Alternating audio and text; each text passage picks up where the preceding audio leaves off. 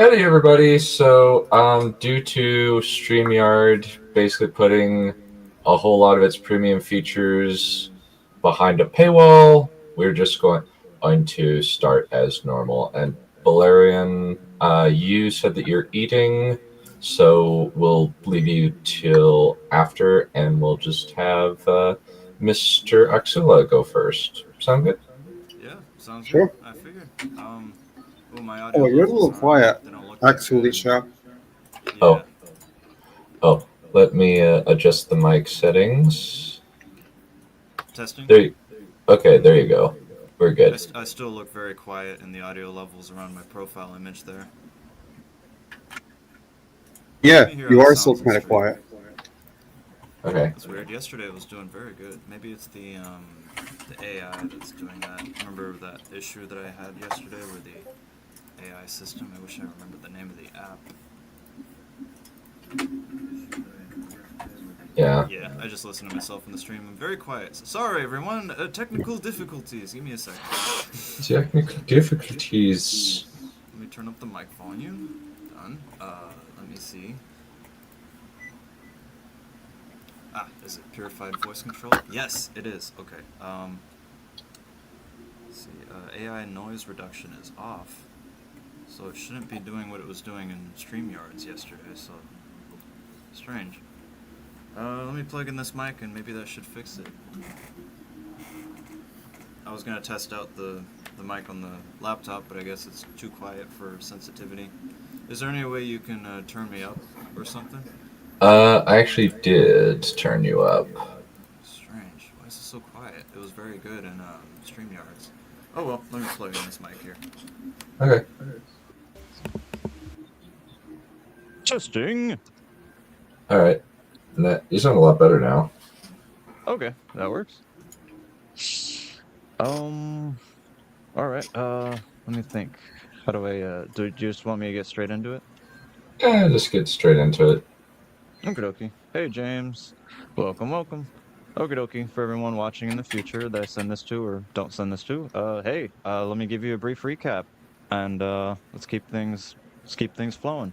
So, I just presented chapter 3. That was the starting point that I'm going with for from now on, and I will be going forward. This is chapter 4. This was the last chapter I presented a few months ago, before I had the emergency situation in my life, and I had to take a long hiatus from writing. And now that I'm back into it, here we are. After this, I will be going into the brand new territory where I've never presented. This one's been reworked a little bit. This takes place after the initiation ceremony, where Captain Moon, or Mune, however you want to pronounce the name, Mune, she gives a speech and basically tells the audience there's a lot of things that happen all at once.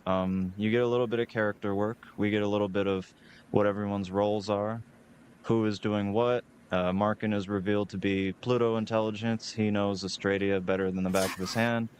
Seda is revealed to be chief veterinarian. Tanik is revealed to be the chief of linguistics, etc., etc. And so they all have their roles. And we met Brax in that scene too. He was the basically the chief of the military, or the colonel, if you will. And Captain Mune is basically giving an outline of the mission that we're going to Pluto. We're going to Australia to investigate to see what's been going on, what the blackout is.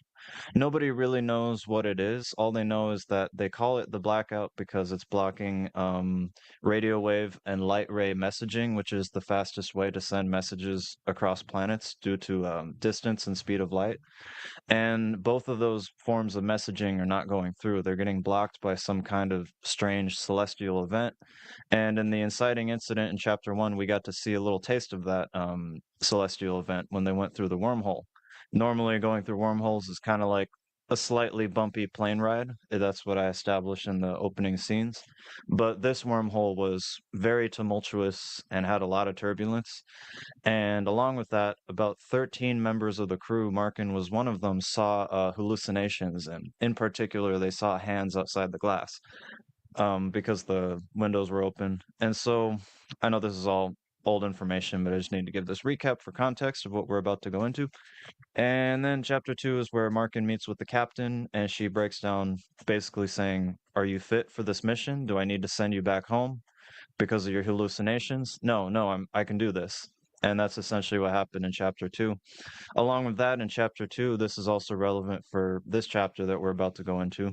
Um, when Markin first walked into the office, he overheard the emissary of Earth and the captain talking about people seeing the same hallucinations.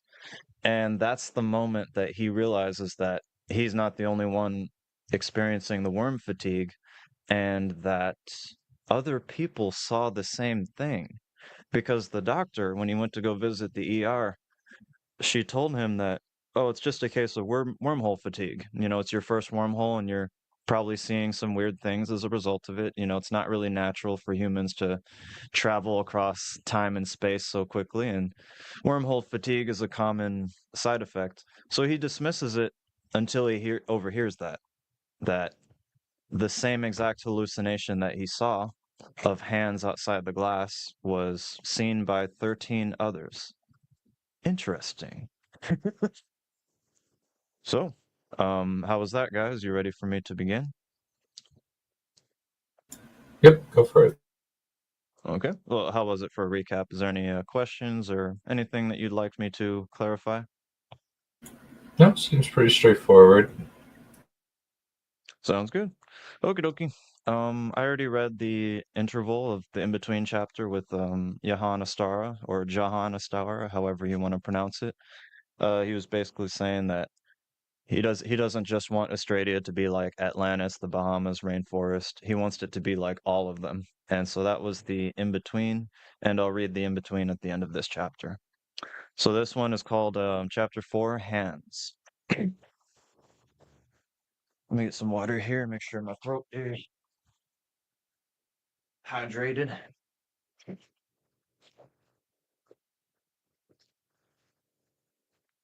Okay, a little bit nervous. Apologies, everyone. Chapter 4, Hands. I did not want to be separated from Seda, but alas, her role as chief veterinarian was far too important. The vets snatched her away from me almost instantly as they explained some urgent last-minute preparations for the wildlife preservations down below. So while the elevators were continuing to drop down all around us, I took the initiative while I still had the chance. I pulled her in close. "Get a room!" Tanik yelled from down the hall. We all laughed. I was about to let her go, as the ladies were urging her to move, but then Seda suddenly grabbed my tie and pulled me in again as she gave me another passionate kiss. "Not so fast there, Moon Boy," she said with a smirk. I smiled. "I love you." "You'd better, stupid." She giggled as she poked my stomach. I recoiled as we both laughed like kids. I gently squeezed her cheek. "We're finally here," I whispered. Seda squealed and hopped up and down a few times as she gave me one last bear hug. Sorry, I lost my place for a moment.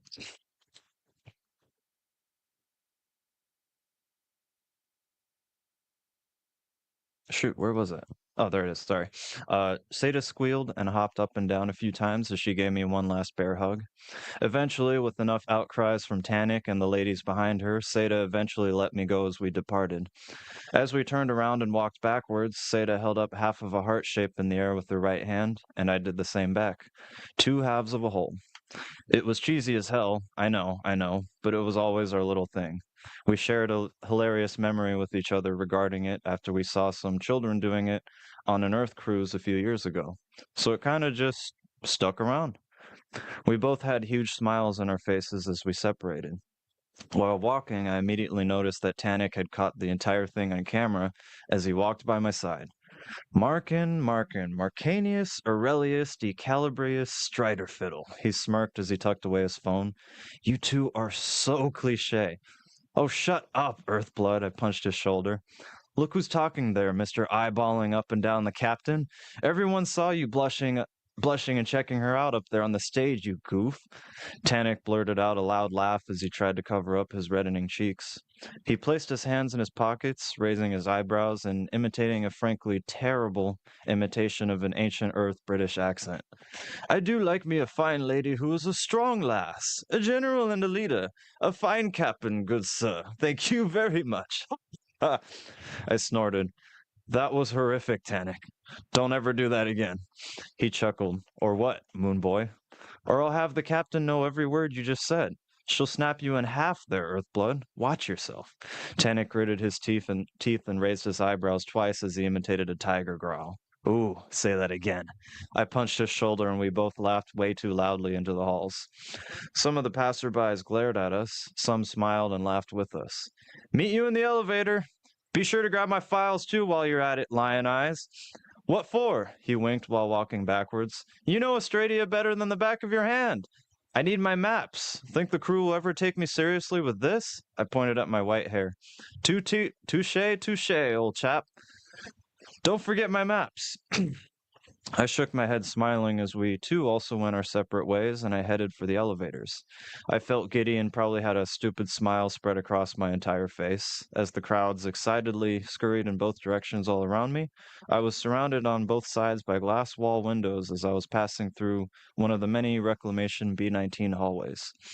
As I looked outside into the universe, to my right was Pluto herself, gorgeous and vibrant. The lights danced like breezing earth trees, and the desolate cold rock herself was lit up and made vibrant by the auroral lights circling above her, keeping it warm. Then to my left I saw the vast expanse of space, complemented by the breathtaking colors of the Milky Way. From where I stood, they looked so much clearer and far more magnificent compared to the view back home. I had never seen the universe like this.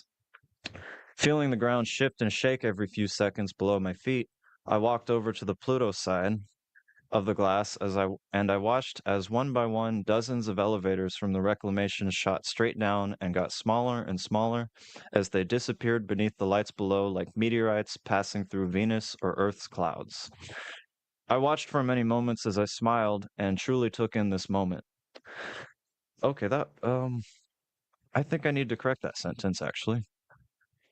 That is a little bit repetitive with the moment there. I think I'll edit that. Let me write a note for myself. I watched for many moments as I smiled and truly took in the moment. I'm just improving that. All of us knew, and even the captain knew why we were all really here. We had the perfect excuse to finally visit Australia. As I watched, a soft tapping sound from behind me suddenly caught my attention. I turned around, and on the other side of the balcony, a small girl was standing alone, staring into space and knocking gently on the glass. Oh, hey there, I said softly, so as not to startle her. I turned and walked over, looking both ways down the hall. I couldn't spot anyone else. Guardians, parents, adults, anyone? There wasn't a soul in sight. Hey, are you okay there, little one? Where are your parents? I made sure to speak quietly, with as gentle of a tone as I could muster. I realized that a young girl, most likely a toddler, judging by her height alone, was standing there all alone. That is another. Okay. Let me write a note. She didn't answer. She just continued knocking. I raised an eyebrow as I once again turned my head back and forth, a bit more quickly this time as I tried to spot someone. Anyone? A few soldiers and scientists sprinted quickly past us, but they didn't seem to pay any notice or seem to be looking for a lost child. Hey! I yelled at a soldier passing by. He turned his head as he continued to jog. Once he recognized me, he immediately glared. Hey! I repeated. Do you happen to be missing a child by chance? The man scoffed and said something nasty under his breath as he continued. Piss hole, I mumbled. Most definitely a Marsborn. I could tell by his facial features. I tried again as a stressed out looking Earthborn scientist ran by going the other way, following the scientist that just passed us by. His badge was flying all over the place as he was sprinting full speed, huffing loudly with panting breaths. He only barely turned his head as I asked him the same thing. Sorry, I'm not, he answered rapidly between breaths. Huge hurry, very urgent. Best of luck, though. Thank you anyways, I waved my hand as he continued. That's better, at least, I thought. Wonder what that was all about. I turned back to the little girl who didn't move one bit or seem to react in any way. She just stood there, only continuing to knock gently on the glass. Hey! I squatted down to her eye level as I spoke softly and touched her shoulder. Hey, sweetie. Are you lost? Is everything okay? Do you know where your parents are? She stopped for a second and slowly turned around to look at me. Seeing her golden skin, black hair, and ocean blue eyes, I immediately reasoned that she was an Earthborn, or possibly one of the Jupiter Moonborns, since some of them often had golden skin as well. She blinked at me a few times before her eyes turned sad as she slowly shook her head. Oh no. My heart broke a little. I made sure my voice was as gentle and sweet as I could muster. I'm so sorry, sweetheart. Did you lose them after the ceremony, love? She nodded. Still looking sad, she turned back to the glass as she placed her palm against it. You poor thing, I mumbled quietly. Hey, hey, listen, I began to say as I gently grabbed her shoulder again. I'll stay here right I'll stay right here with you, if you would like. Would you like me to help you find them? Would that be all right with you? She looked back up at me and instantly teared up. Yes, please. Her voice was so soft and hoarse, I barely heard it. The sadness and tenderness in her response nearly broke my heart. She had to have been no older than 4 years old. I immediately stood up and looked both ways down the halls. Hey! I shouted loudly in one direction. Is anyone missing their child over here? I turned around and screamed down the other way as I cupped my hands. Hello? Anyone missing their daughter? Niece? I don't know. Shit. Someone? Nothing. Every time I turned around, both ends of the hallway were met with only dead silence. There wasn't a soul in sight. I listened for any responses or activity, as all I heard was the soft rumbling from the elevators launching down, and I felt the floor shake every few seconds from their initial thrusts. Down one hall, opposite from where I came. Actually, Don, you've mentioned before that when I write sentences like that, can you tune in for a second? I want to do a real-time correction. Down one hall, opposite from where I came. What's a better way to write that? Ooh, down one hall opposite the way you came. I would say I would probably just go. I turned in the opposite direction of where I've been coming and went down a hallway, or something to that effect. Okay, because the sentence reads, down one hall opposite from where I came, a lone light on the ceiling seemed to be a bit loose in its electrical circuits as it was flickering slightly and making cackling sounds with each shake from the elevators. Damn, that's a mouthful. Crap. Yeah, I really need an editor. I'll figure this out as I go. But what's a better way to write down the hall but the opposite from the ceremony area? Away from in the opposite direction to the ceremony area, or just in the opposite direction? Well, opposite from the where Markin came from, like my profile picture where he was just was with Seda. Opposite from there, so like where he was going, essentially. So he was heading in one direction, then he turned, right?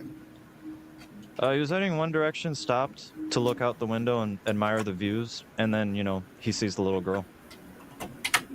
Yeah, and then he turns.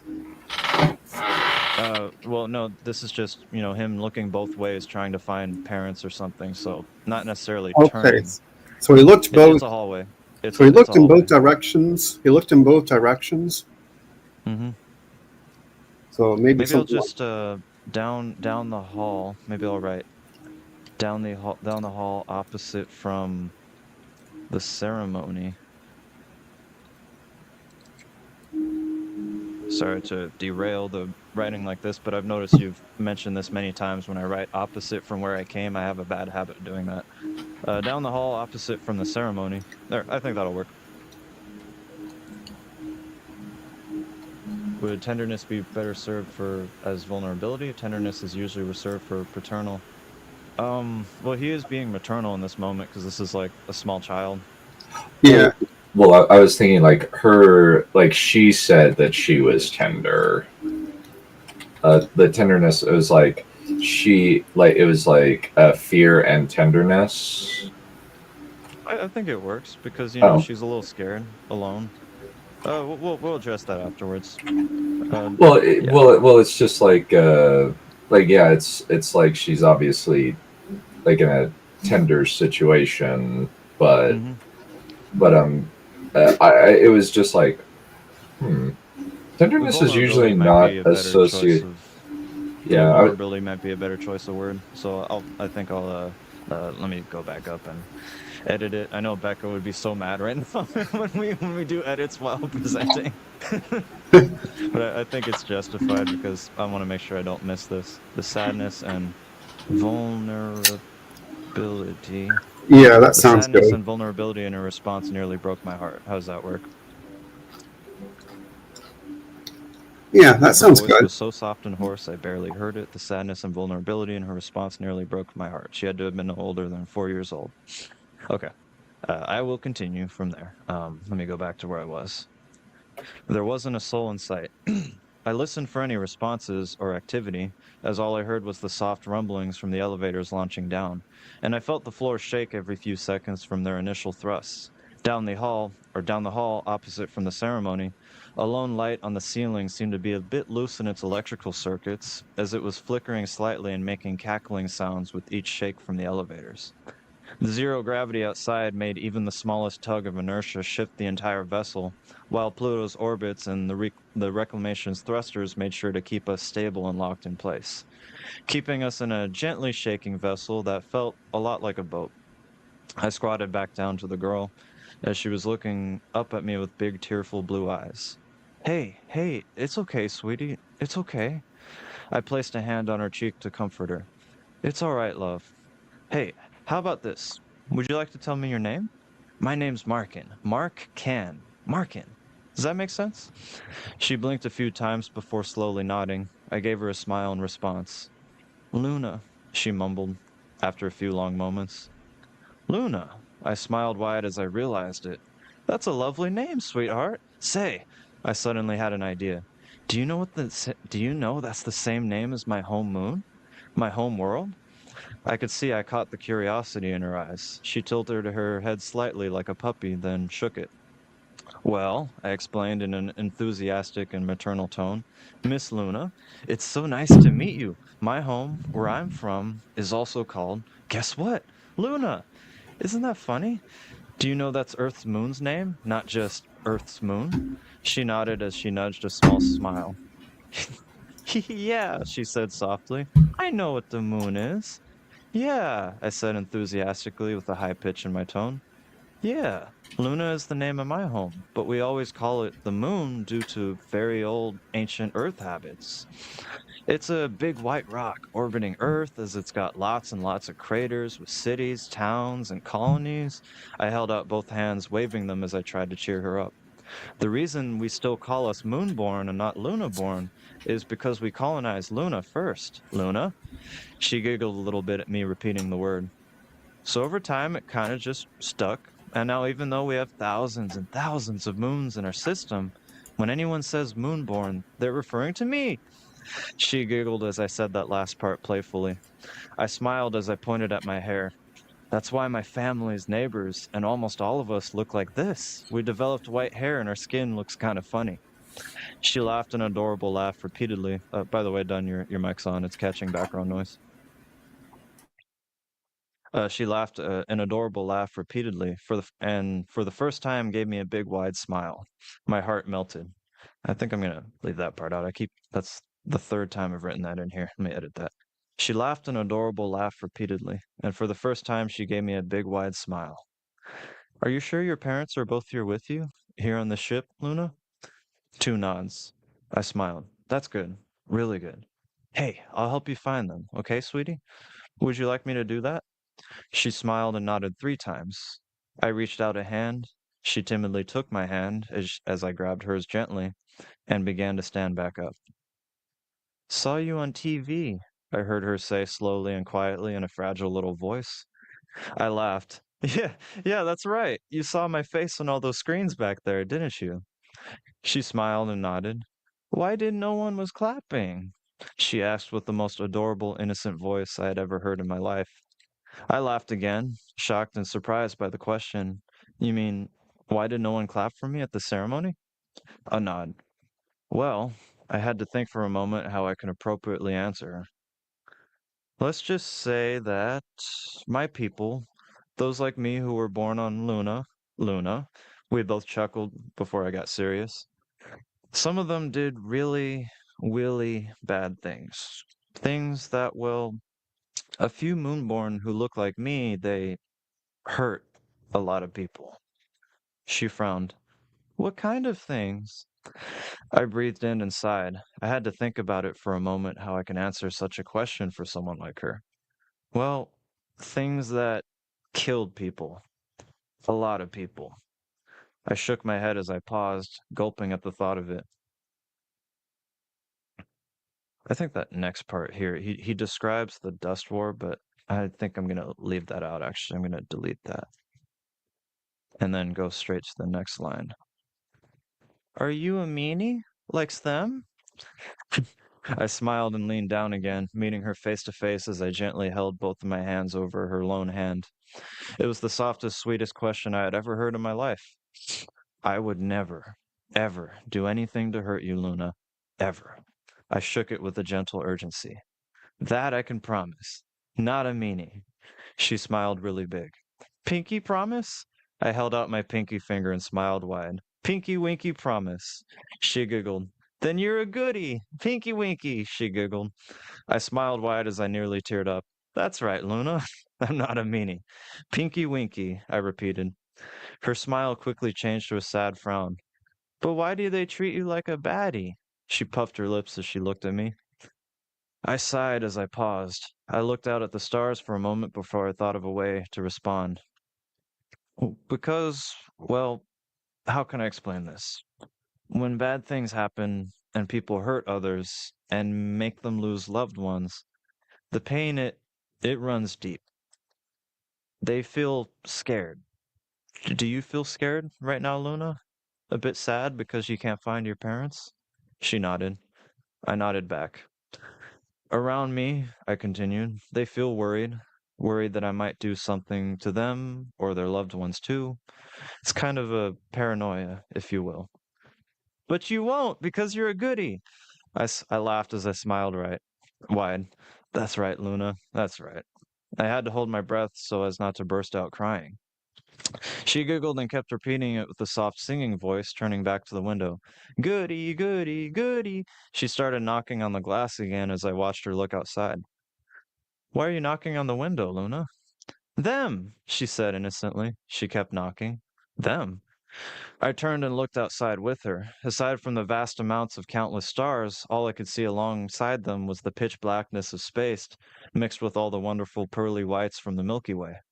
I smiled, looking down at Luna, realizing she must be referring to the stars.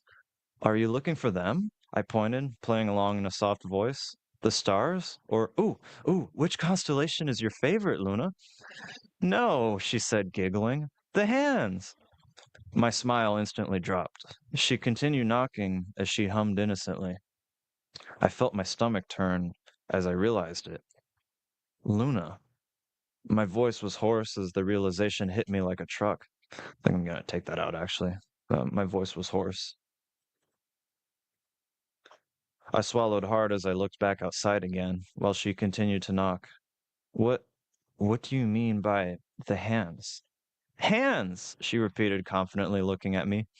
Placing her palm flat against the glass, she demonstrated it to me as she pressed against it, and then she began to pound on it softly, imitating what I saw during the turbulence. My heart began beating rapidly in my chest. I opened my mouth, but only stuttering came out. Luna frowned as she looked at me. My eyes must have been huge. She's one of the 13, I immediately realized. 13 sightings, 13 hallucinations, I heard Gran's voice echoing in my head, in the few seconds before he noticed me when I entered Moon's office. I immediately began recalling the strange conversation I accidentally overheard from earlier. I cleared my throat as I leaned in close and whispered, Luna, so you're saying you saw hands in space? She nodded. They looked like they wanted to tell me something, like they wanted help, but I didn't get to ask. I want to ask before I go down with Mama and Baba. I had to make sure. Luna, I gulped as I prepared myself for what I was about to ask. On those hands, Tell me this if you can remember, okay? She looked at me and nodded. How many fingers did you see? I held up my hand. On each of the hands back there. She looked at it and then looked away for a second as she thought, raising a finger to her chin. Looking back at me, she held up both of her hands. On one, she held up all 5 fingers. On the other, she held up only one as she counted them each silently. 6. I must have gone pale. Feeling a rising panic within my chest, I stood back up and frantically searched the hallway again as I rapidly turned my head back and forth in both directions. Where in worm's piss is her parents? Tanik, where the hell are you?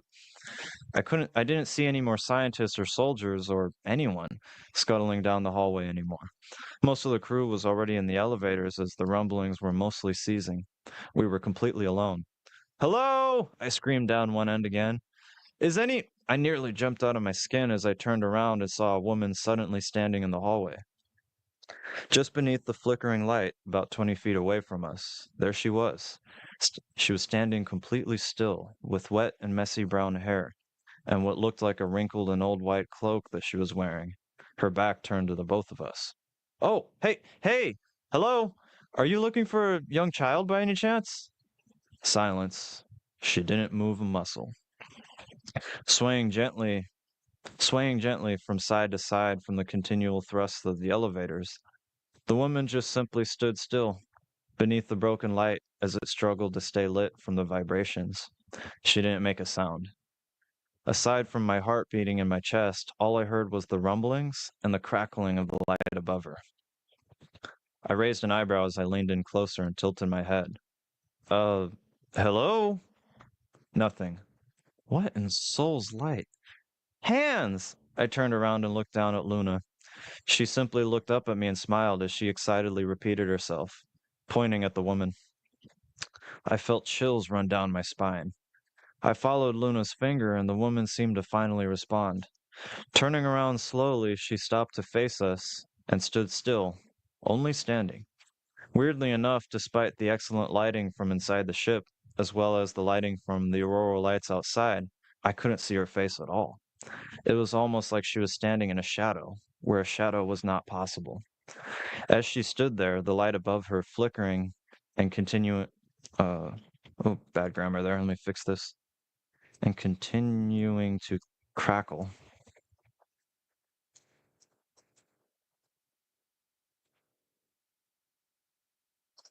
As she stood there, the light above her flickering and continuing to crackle, creating a strange silhouette around her that was beginning to seriously creep me out. Yeah, I need to work on that sentence, I know. Let me write a note for myself. Hello, I yelled again. Are you this girl's mother? Are you looking for a lost child by chance? Do you know if anyone is looking for their daughter? No response. The woman stood for a moment. Then she raised up a single bare foot and placed it down lightly on the cold metal floor. Without a single word, she slowly began to walk. Hey! I demanded. Are you deaf or something? Can you hear me? Nothing. The floor shook gently as the ceiling light flickered behind her. Without a word and without any way to see her face, she only continued to walk. Luna, I reached out my hand. Luna, take my hand. Take my hand right now. Okay, goody. Goody, goody, goody. She shook my hand, giggling innocently and singing to herself. It was clear Luna had no idea what was happening, and frankly, neither did I. Out of pure instinct, I began to walk backwards. The woman's feet looked clearer now that she was closer, and as I looked, they were filthy, like they had been walking through mud. They patted gently on the metal as she took each step one by one. I still could not see her face. Luna, sweetheart, let's go, okay? I pulled her gently, but as urgently as I could. We both began to back away as I couldn't keep my eyes off of the woman. Luna tried to protest, but I kept pulling her hand. Something was seriously wrong here, and the more we quickened our pace, the faster the woman seemed to take her steps. I could barely hear Luna's cries as my heartbeat began to pound louder and louder within my skull. I began to breathe heavily as I continued to drag her with me in a backwards but urgent walk. Goody! Luna shouted below me. Watch! Suddenly, I collided straight into a soldier as we were both thrown straight off of our feet. Whoa! 3 other Mars-born soldiers shouted in perfect unison all around us as they laughed loudly. "Watch where you're walking there, chap!" one of them yelled out as I sat there on my back, the wind knocked out of me, blinking at the ceiling. "Oi, ash face!" the one I knocked onto his back shouted as he quickly got back up, shaking off his uniform. "Drastly moonborn," he sneered angrily in a thick Martian accent, as his friends laughed and pointed at him. "Useless heaps can't even walk right. Jesus mighty." I blinked a few times at the ceiling as I was paralyzed by the shock. Looking quickly to my left, I checked to make sure Luna was okay, and she was, thankfully. She stood there, between all of us, worriedly looking back and forth between me and the 4 men standing over me. "Shoot, I am so sorry. Guys, I instantly stood back up as I turned around in a panic. "Right there, her, do you guys see what—" I pointed at nothing. Beneath the flickering light down the way, the hallway was just as empty as it was before. No one was there. What? I was flabbergasted. I slowly lowered my finger as I turned back around to the 4 men. I stuttered aimlessly as I looked blankly back and forth. I don't like the way I worded that. I stuttered aimlessly as I looked blankly back and forth between them and the hallway I was pointing to. There was a woman was just. We all stared at each other, me looking and sounding hysterical before they all immediately broke out into loud laughter. A fist pummeled straight into my stomach out of nowhere, and I instantly crumbled straight to the floor. Luna cried out as one of the 4 stood between her and me and began to push her away. "Piss off, kid. Get out of here." "Luna," I croaked with a strained voice. I lifted my hand to reach for her, and a foot immediately stomped on top of it. I screamed in pain as I recoiled my hand while the same foot immediately flew straight into my stomach. Luna screamed and I gasped and wheezed. Instantly, multiple feet joined in as 3 of the 4 men repeatedly began to kick me on all sides, shouting and laughing all around me, like kids at a sports game. I curled up into a ball and coughed and gagged as I struggled to breathe. A hand grabbed my hair and I shouted as I was yanked up to my knees, both of my hands desperately latching onto the arm that was pulling me up. "What do you think you're doing here, ash heap?" The soldier who I ran into stared straight into my eyes with burning rage as he spat the slur. "Show him, Spade!" "Ha ha!" another chimed in gleefully. "What you gonna do, Spade?" Luna cried loudly to his right. The one blocking her got angry as he yelled at her and shoved her away, cursing at her. My blood instantly boiled. "Leave her alone." I tried to move towards Luna, but instead, I was instantly met by another punch to my face as by the hand holding my hair. My head met the floor, and I cried out loudly as I held both hands over my newly bleeding nose.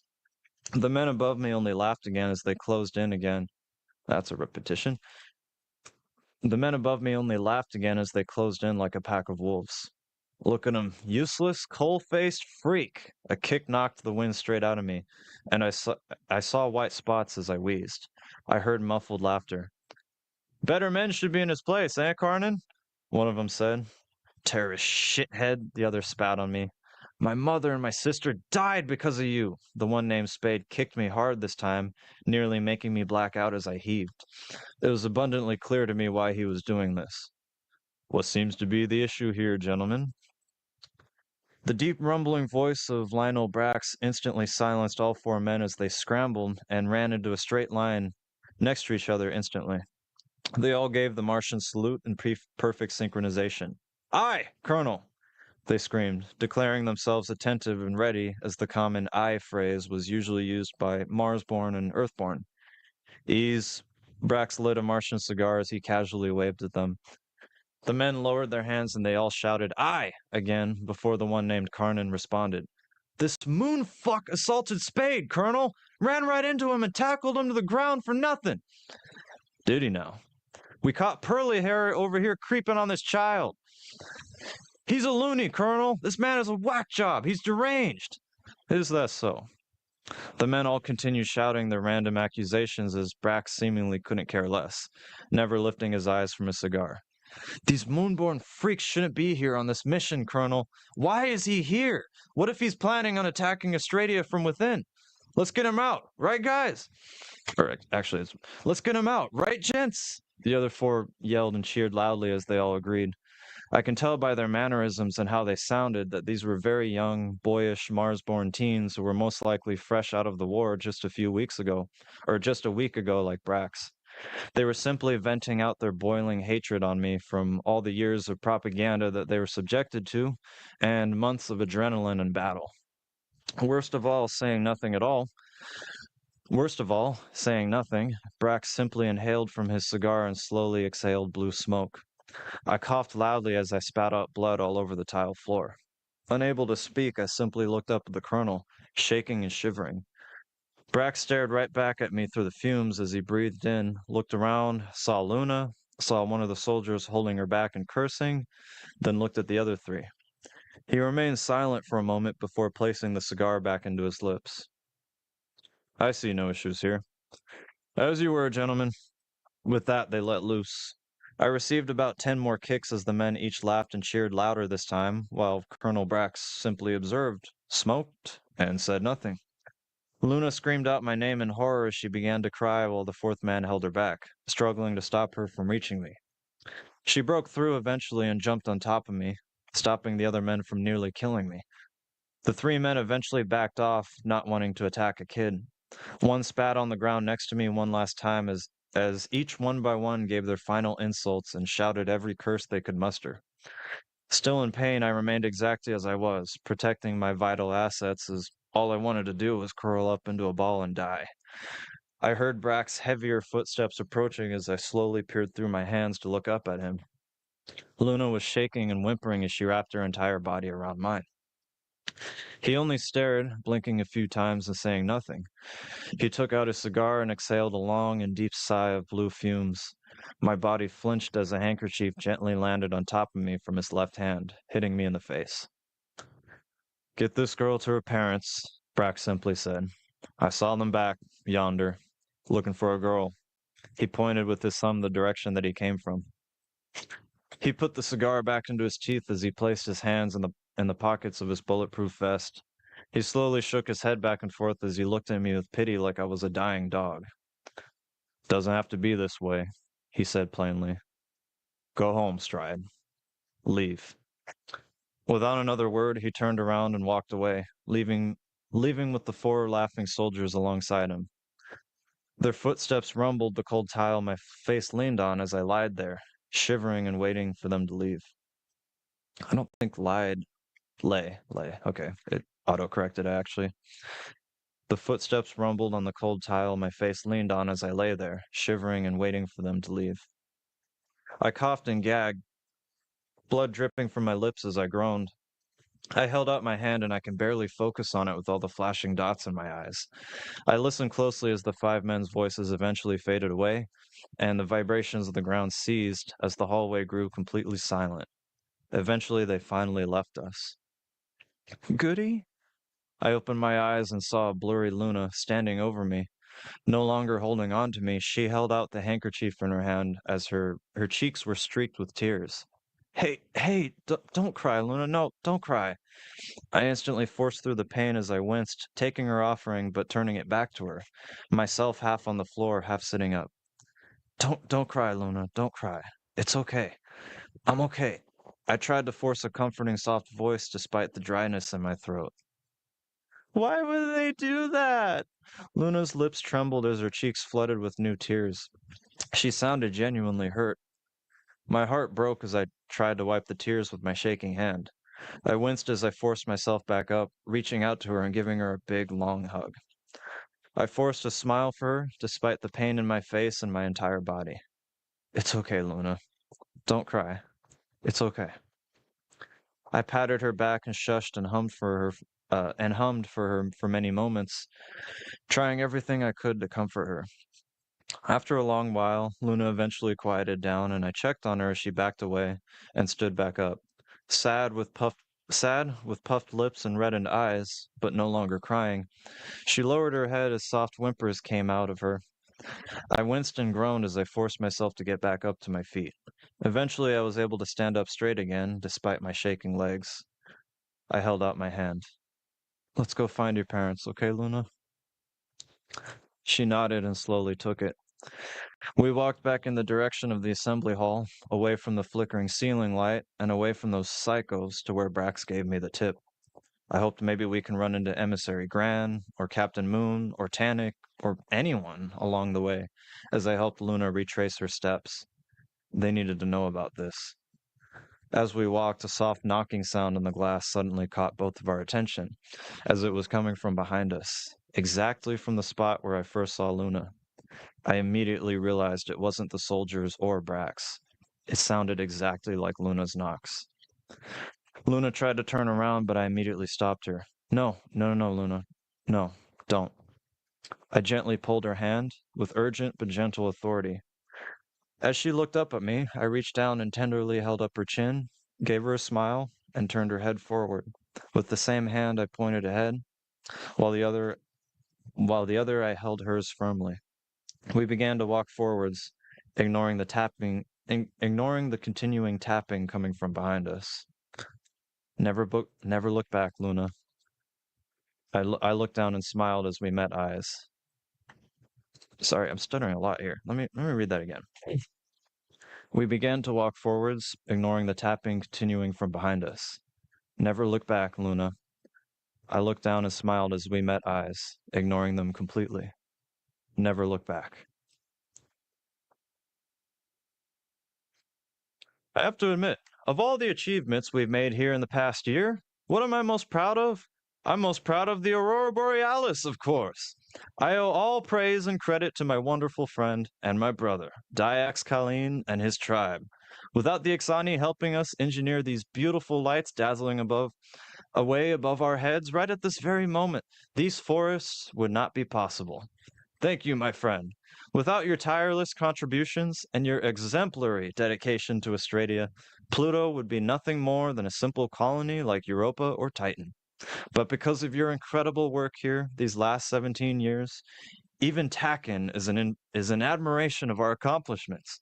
So with that being said, I would like to take a moment to give a round of applause to our Exani brothers and sisters and their incredible work into making Pluto into paradise. Because of your lights and what you've accomplished here, Pluto is no mere cold and lifeless rock out in the darkness, but now a beacon, a spotlight. Let's all give Dyax and his Exani a round of applause. Johanna Starr, in his speech to the masses in the days before Australia's grand opening. Pluto, Eagle Bright, 5202. Actually, hold up. Earth year, 5202. And that's it, gentlemen. I do have to say, before we proceed, yeah, the grammar was terrible. I had a few moments I had to stop to fix the grammar. I need to do a little bit more editing before I go into these presentations. I'm going to keep that in mind for Chapter 5. I would say overall it's very good. Some slight grammar choices, as you said. I think the only word choice that was kind of off was using tenderness. But we already talked about that. Yeah. I did use the word what was it? I saw it. I was thinking about it. I didn't say it. There was one word I used too many times in one of the paragraphs. I'll see it when I go back to editing. I do think I remember seeing eventually used twice in a row. Maybe hearing, I should say. Yeah. Eventually used twice in a row. I think I remember hearing that. Yeah, as you guys can tell, you were both there for the original presentation of the scene. The scene is pretty much exactly the same because the whole story is planned. So I'm pretty confident in the storytelling. I just need to make sure I get the grammar, word choices, the flow. I need to make sure I get that right. And I think I did a better job today at the audio reading portion. I stuttered quite a lot, but I think my tone and how I carried it, I think it worked a lot better this time. Hopefully it was a pleasant listen. Yeah. Well, that's enough for me. What do you guys have to say? So I think it works well. I think that you did a very good job with kind of having a save the cat moment, I suppose you could call it. What is it? Uh, Is that a trope? wait. So there's two ways that you can make a character be likable. You can either have them save a cat at, or have them get kicked, metaphorically speaking. I did both, and I didn't even know about that trope. That's funny. I haven't heard. I don't know if I've heard that term, but yeah, that's what it's. But I guess pretty quickly that's what it. Save the cat. Yeah, Yeah. I've never heard of that. I have heard of kick the dog. That's usually like a kind of cliche trope that people do to make like henchmen or a villain look evil, when they kick a dog. And then sometimes it's used in comedy as a parody. So I have heard Uh, of that, but I've never heard save the cat. well, also kick the dog can also be used in kind of terms of like Joker is actually a good example of kick the dog Oh, principle, where you feel sorry for the guy because he's having a rough time. gotcha. Yeah. How did I do with the character work here between these few characters? I gave them names this time, and they're gonna make more appearances later on. These kind of like bullying teenage Martian guy or Mars-born guys. Markin's gonna call them Martians as an insult later on because they really hate that. There's gonna be a yeah. What did you guys think of the character work with introducing Luna, the soldiers, and then that strange thing that they saw? I thought it was the character interactions, especially with, say, the what is it, the dating couple.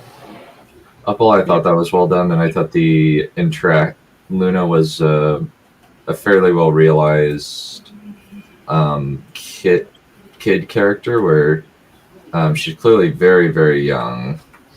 Yeah.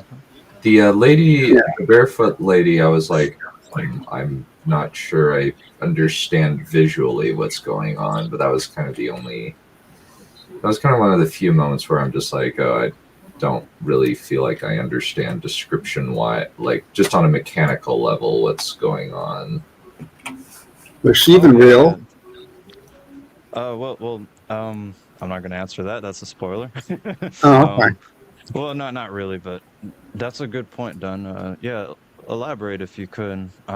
Explain what you mean by the what was it, structurally? Yeah, let me know what you mean. Well, what I mean, like, I don't really, I couldn't really get a picture just from a simple mechanics perspective of what the scene looked like. My only Damn it. assumption, my only assumption is that it's a kind of somebody who's like an ethereal lady who, um, uh, like just kind of comes out of nowhere, or just a lady in a nightgown or something like that that walks onto something. I wasn't sure what though. Okay, so yeah, that worked. That's exactly what I want you to think. It's Oh, it's okay. supposed to be, it's supposed to be confusing, because it is. We're in a sci-fi setting and we're seeing ghosts. It's weird, like that doesn't make any sense. That's kind of the point. This is a setup. I'm setting up something really big, really, really big, and really awesome. But right now it's a slow burn because it's a lot. Like this story has a lot. There's a lot of background noise. I don't know what that is. I can. Yeah, let me in. No worries. Keep going. Oh, good. Okay, it sees. That's good. This is a setup, obviously, and what Valerian asked is exactly the question I want the reader to be asking. Are they even real? Especially with the fact that, the little girl was knocking on the glass, to, space. You can't have people outside in space. That doesn't make sense, right? This isn't Guardians of the Galaxy. This is a grounded universe. You'll die instantly in space. So that alone raises questions. And then the fact that it wasn't only Markin that saw the strange lady in the gown, or like the strange lady in the hallway, but the little girl saw her too, so that also raises questions. That's intentional. Okay. Yeah, Basically, that's good. yeah, basically I was going for, so you mentioned on that, was it hard to picture the hallway? I hope that I Uh, described it enough, but not too much. I wasn't totally sure what I was listening to. Honestly, I was I'm like, are saying they in a Uh, stage, or I was thinking that they were in a so stage or something it, like no, that. I'm no, saying a they were narrow before. white. This is a hallway that has glass on both sides. So you know how you'll have a skyscraper where you'll have a hall or a bridge that crosses between both of them, and you're walking on the bridge, and below you it's just solid ground like tile or metal, but to your left and right it's just pure glass, and you can stop while walking in the hallway to enjoy the view. Kind of like my profile image there, but a hallway, actually. That's why I chose that one. That's what it's supposed to be. I'm trying to emphasize that this is a hallway with two sides of glass. One side is looking at Pluto because we're in orbit. The other is looking out into the universe. And down the hallway where Markin was headed towards, there was a flickering ceiling light, which is, a horror trope. I did that intentionally. And it was also kind of clever because it was scientific as well, where, the circuits are loose, and the reason it's flickering is because, the rumbling of the elevators, which are essentially drop pods. They're called elevators in this universe. And so, yeah, that was me having a little bit of fun with the horror tropes. But yeah, that's what I was trying to go for. I guess maybe I'm failing in the description of it. What do I call that? Do I call it a hallway? Do I call it a bridge? Is it Maybe I should call it a narrow? bridge. Yeah, it's pretty narrow. Hallway, bridge? I don't know. Corridor? Corridor? Yeah, it's a corridor too. It's all of the above, really. It's just a transition from one end of the ship to the other. Markin's headed towards one of the elevators. He's waiting on Tannic. Tannic went to go get his stuff. He's taking forever. And then, all this stuff happens. He's so distracted by the creepy woman that he runs into soldiers that he didn't know were right behind him, that they were walking up. And yeah, you know what? You ask the questions. What are your questions? Um, it seems pretty straightforward. I guess Yeah. in terms of what so for this, like, what kind of promises are you wanting to make to the audience with this? And what are the ways that you're trying to set up that said promise exactly? Great question. Okay, that's a really good question. So, this is a a scene that is tapping back into the horror aspect of the story, after we just had two scenes, one with the captain and then the initiation ceremony giving the exposition and the setup for what's happening later. The last chapter especially set up Astradia itself and the blackout. The blackout is a big mystery. This one taps back into the inciting incident, where you're seeing things that shouldn't be there, that aren't there. You're seeing things. And so that's what this is. It's basically like in horror movies where you have characters that see phantoms or see like ethereal beings. For example, Smile or Pennywise, or not It, because It is a physical being. Or not, I mean, not It. The Thing is a physical being. You know what I mean? Like the horror movies where you see like a spirit or a ghost or something, or like a demon haunting people. That's kind of what I'm going for here, and that's kind of what you're supposed to think, because the payoff is something else entirely. So it's implying the supernatural. It's implying the a ghost, but it's actually something else, because this is a sci-fi story. So it's a clever twist. What I'm trying to go for is a clever twist on science fiction and horror, and merging them together in interesting and creative ways, especially later on. Okay. Does that make sense? I don't know if what I'm worried about is the execution. I'm worried about the execution of this, that it's not coming across correctly. That's what I'm trying to figure out. So one thing that I kind of was thinking about is Brandon Sanderson. One of the things that he talks about in his first lecture is that functionally the first couple of chapters is a promise to the reader of what kind of story they're getting. Oh, yeah, that's exactly what this is. Yes, yes. Okay, that's what you meant by promise. Yes. Yeah, there is a payoff for this. There is a payoff. This isn't random. This isn't for no reason. There's more scenes like this to come. I'm not going to spoil them, but it's similar. This is basically the creepy figure down a hallway with the flickering light trope.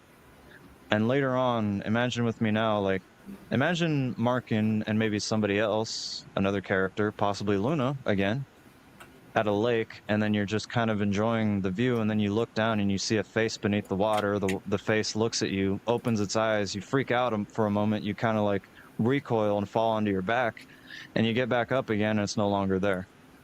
You see what I'm going for there? Kind of. What I mean is by like promise, it's like what kind of like promise of genre are you going? Like promise of genre, what type of story? What kind of like characters are they going to be getting? And I guess the audience hook is kind of Interesting. It's two. It's okay. both science fiction with like going to a planet and doing cool science stuff like wormholes, black holes. Well, there aren't any black holes, but you get the idea. Cool science stuff, but also horror at the same time. It's both. It's supposed to be both. That's what I'm trying to go for. And I'm trying to be meticulous about it. I don't know if that's taboo to merge genres like that, but I figured to myself, if I can offer something to the world, I can do that. And I think I can do it pretty well. But the key is in the execution. The execution is everything. Yeah, I see no reason not to merge the genres. I mean, people have merged genres before, surely. Well, Alien yeah. is a perfect example of this. Yeah, exactly. Yeah. Since that's horror and sci-fi in a sci-fi setting. Exactly. The Thing, same thing there. Yeah. Those are big inspirations for me. This story is kind of like that, but it also has the kind of ethereal elements, if you will. You know, Balerion mentioned, is she real? And that's exactly the question you want to be asking. And then a reader will be reading this realizing, wait a minute, is this supernatural? That's what I want you to be asking, because there is a payoff. There is a payoff. I tap into some very interesting subjects in the story, and it's a slow build because it's a lot to take in. You know, when you tap into higher dimensions and alternate realms, it's not a good idea to just throw like exposition dumps of that stuff onto the audience, like the multiverse. You don't want to do that. You want to do it. You want to do it kind of like It does it, where it slowly builds up Pennywise's lore. And it mostly focuses on the kids and their reactions to Pennywise rather than just lore dumps of this monster, right? Yeah, I know in the book there's more of a lore dump. Where does the lore dump? Does it happen in the second half, the time skip? Or does it happen in the first? Happen. Well, kind of the weird thing about it is that the book is actually not structured like It the movie. Yeah. It is actually told in such a way that Pennywise gets beaten at the same point in both stories. Mm-hmm. Like how it's structured is the older and younger stories are running parallel to each other. They don't Really. Yeah, that's interesting. Yeah, I so thought it was the first half and then a time skip in the second half. That's very interesting. No. Well, Stephen King, what he does is he wipes the kids' memories by the end of the child story. But the child story, it alternates back and forth between the adult story and the child story in the book. Oh, and I So, see why that's kind of hard to do with movies, because then you'd have like a 4 hour, 5 hour long movie if you did that. That's why they split it into two recently. And the original was just a long, long movie. mhm. I get it. Okay. I did not know that. I've never read the book, so I didn't know that. Well, I haven't read the book either. I just know what happens, including the rather strange decision to have a child orgy. Yeah. What the hell, Steven? I don't pull anything like that. What the fuck? Like, this is a horror. Australia is a science fiction horror, but I don't do anything freaky. I just do stuff that's cool. I do cool horror, like when you're watching The Ritual or you're watching The Thing. Like The Thing is cool horror, even though it is a bit gory. It's cool, and that's pretty much what I'm going for here. Just with, with an ethereal lens. There's also a big theme of cosmic horror in my story. Well, we don't talk about that. Yeah, exactly, James. Yeah, what the fuck, Steve? It's kind of like the epic rap battles of history when Joker versus Pennywise, when he said that really funny line where he said that, tell your author the next gangbang scene have a lot more PG and a lot less 13. I agree with that 100%, Joker. You were on point with that line in that epic rap battle. But yeah, basically the point is, okay, it isn't a good example because of the way it's structured. What's a good example of something that's slowly built up meticulously? I guess The Ritual is a good example. It's a really good horror movie. The Ritual builds up, and it's also a simple one. The guy's lost in the woods. One of them has a broken leg, and they got to get him to safety. And then they run into this weird monster and a cult in the woods. It's very simple, but it does it meticulously, where it slowly builds up the monster, and then the reveal, and then the satisfaction and the payoff of the reveal. And so that's kind of what I'm going for here. The promises that are supposed to be made in these first few chapters this is what the rest of the story is like. And then it's just a slow build up, and then just gets bigger and bigger and bigger. And then revelations come, not necessarily expositions, but like reveals come. And then I'm also structuring the story similarly to Andor, actually, where Andor has its major arcs and its major set piece moments.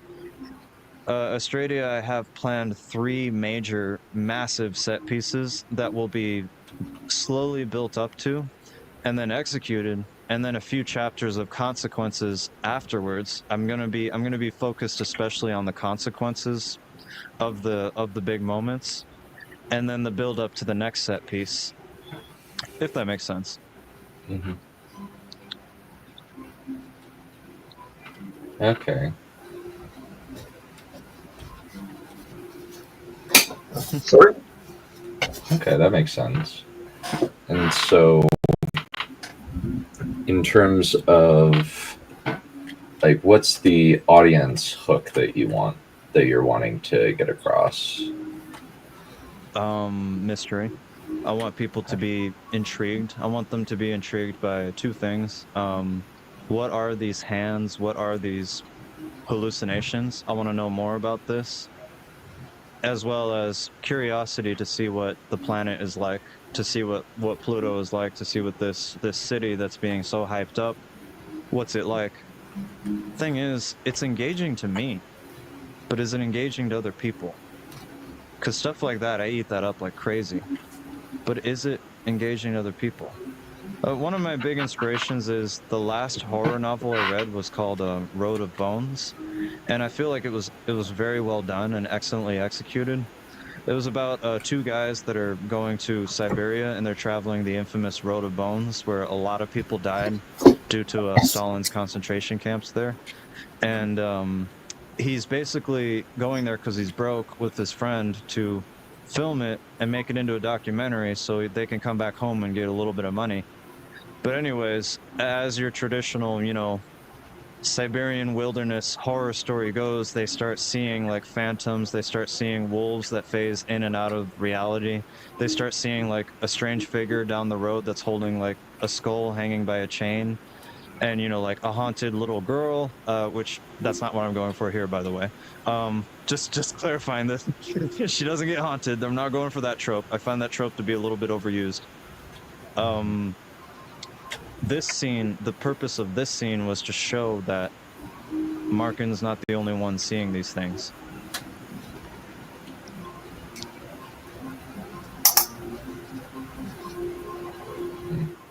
Okay. I hope this isn't too, I hope this story, by the time I get through it, about the 30 or 40 or whatever chapters it's going to be, I hope it's not too bloated. I think it might be a bit too bloated. I am worried about that, which is why I'm grounding it very strongly in the characters rather than the premise. I'm trying to focus more on the characters for that reason, so that way it gives people something to latch onto. I'm trying to make Markin, Seda, Tannic, Tabaka, I'm making them as lovable as possible. My biggest inspiration for that is The Good Place. The Good Place does a damn good job with its 4 characters and every character. They're all full of personality and quips and clever dialogue and really funny lines.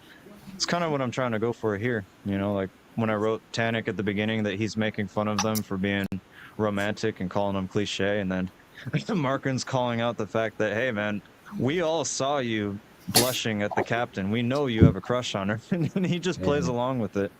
It's the whole point of that is to make them likable, make them enjoyable, not flat.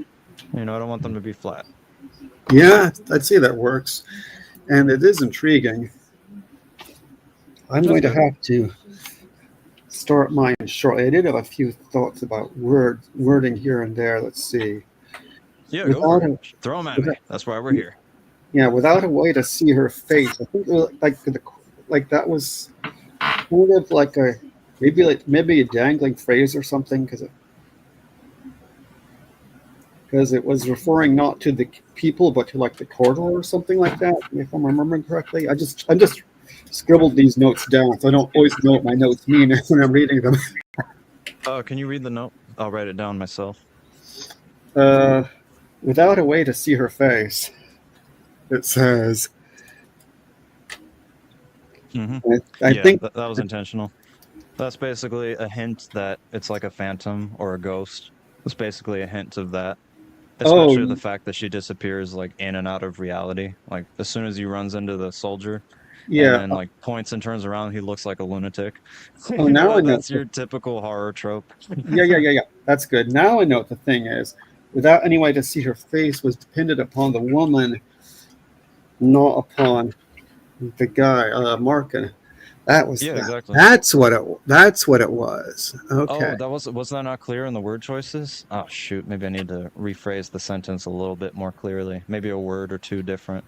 Yeah, it's not supposed to be him or Luna's faces being silhouetted. It's supposed to be the strange figure, and and then the fact that she's just in like an old white garment, and then with like filthy, dirty feet, literally makes no sense when you're aboard a spaceship. It's definitely, I'm definitely like dangling a carrot for the audience saying, hey, look, it's a haunted ghost. But actually, it's not. It's actually something else. It's actually a malfunction in the lighting, and they'll just fix the bulbs and then she'll go on. And then the story it's some fucking conspiracy theory. The Illuminati is portraying this hologram to scare Markin and get him off the ship. No, nothing stupid like that. Yeah. Actually, I think the reveal that I have coming, and I really don't want to say it as tempting as it is, I think it's really good, and I want to see everyone's blind reactions to it. It's very clever what I came up with. I don't mean to toot my own horn, but I wrote the story originally, and it was a lot different. I've elevated it and expanded it. It was originally a Destiny 2 lore card, a fan one, called The Fall of Pluto. And it was about, three curious people. They go to Pluto in search of adventure, and then they find, a city that fell, and they're exploring it, and then they find some freaky aliens that are interdimensional aliens. Or no, no, that wasn't in it. That was actually, yeah, they just find like this race of aliens that are very powerful and they have to like fight for their lives. That was the original premise. And then now I said, why would I do that? Why would I write a fan entry when I'm a competent writer? Why not just make my own story? So I just went from there. I built up a future in the 5000s where humans have colonized our planets and moons, and wormhole technology exists, and gravity technology exists, and they can geoform planets and make them livable. And the idea here is that Pluto, in the cold, desolate darkness, way far out from the sun and any source of light, is, they build the auroral lights around it, create its own kind of atmosphere, and make it into a paradise, essentially. Yeah, there's a lot to it. I think that might be a bit too bloated, but there's a lot to it. Yeah, let's see. A couple other things. Let's see. Both Mhm. ends of the hallway met with dead silence. That looked a little odd. Maybe not. Maybe it's fine. Well, yeah, it was basically, he was looking down both ends of the hallway, trying to, see if anyone was looking for a little kid, and there wasn't anybody. I was Yeah, also trying to set the scene for the horror aspect. I was trying to make it creepy and eerie. I don't know if my voice delivery was able to deliver that or not, but while reading it, though, if you'd like yeah, to see the reading copy, like some screenshots, it definitely reads pretty well. In my yeah, opinion, I think. yeah. It It read definitely fine. comes across as creepy. Both ends of the hallway. I guess he met with dead silence or something. Maybe not. Maybe it's fine. Well, let me Maybe see. just Both look over ends the of sentence, the over it again and see if it still works or not. I Oh, remember he was yelling down the hallway like, "Hey, anyone yeah. here?" And nobody was answering. And so Oh, that's supposed to like set that kind of lonely, girl in the woods screaming for help, and then you just hear like shuffling over in the corner, and you're like, yeah, "Oh fuck, there's like not an alien, there's like a monster or some kind of wolf here with her." yeah, That's basically kind of like that, but in a sci-fi setting. The yeah. entire Australia is literally a horror story, but sci-fi setting. That's the whole gig. Yeah. Let's see. High pitch in my tone. Maybe with a high pitched tone or in a high pitched voice or something like that would be better. Ah, yeah. Let me go back up to that. I just wrote it down. High pitch in my tone. Yeah, I know which line you're referring to. I'll correct that a bit. I'll say Yeah, something like I said with a high pitch. yeah. And I'm not sure about mannerisms. So look that. I'm not saying to correct it, but look it over again and see if it's still, because that's I wasn't too sure about the word choice there. If that's the right word. Mannerisms? Wait, are Yeah, you saying mannerisms, or did I write the word mannerisms? yeah. I think it was those guys at the end. Oh, you're talking about when I wrote I can tell by their voices and mannerisms. You're talking about that line, right? Yeah, I'm not sure if mannerisms is the right word. Gotcha. What would be Yeah, a I was better trying word? to Would be a better clarify that word. these guys are kind of immature. It think it to For a reference of this scene, particularly when the soldiers attacked him. Remember in have you guys seen Hacksaw Ridge? Remember when in Hacksaw Ridge or similar war movies, the soldiers ganged up on Sergeant Doss and beat the living crap out of him because he refused to hold a weapon, and then the drill sergeant punished all of them because he was disobedient, so they ganged up on him. That's kind of what this scene is like. That's exactly what I was going for here. They're ganging up on him because they're immature, and they're still prone to the propaganda, the anti-moonborn propaganda. Not to mention the war ended like a week ago, so they're still hot, fresh out of the conflict.